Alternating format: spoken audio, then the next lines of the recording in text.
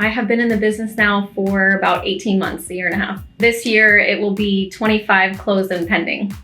I have learned so much in this business, everything from how to get the clients down to what to say on the phone when you actually get them on the phone, transactional stuff, what happens from start to finish in a contract, showing the houses. I mean, there is such a long list of things that I've learned from day one, and I just continue to learn every day.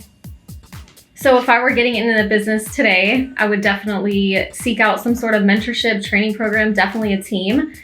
Seeing the options and knowing that I came in as just an individual agent. Now that I'm on a team, it has made such a huge difference. So I wish I would have joined when I first got my license. Just having that mentorship and accountability training, it's huge. Recommend it to anybody. I had quit my former job that I was at for 15 years. And my realtor who helped me with 2 transactions, Marc George, gave me a call. And when I told him that I wasn't working at the time, he told me I'd be a great fit in real estate. I asked him how soon I could get into it, what I needed to do. He told me the school.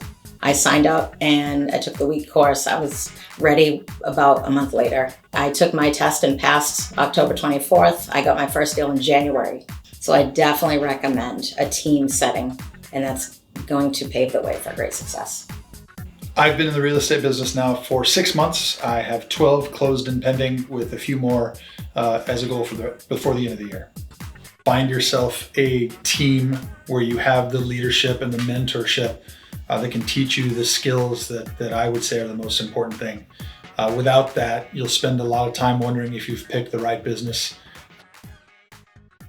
Hey guys, this is Mark. I'm the team leader for our great team, Marc George Residential.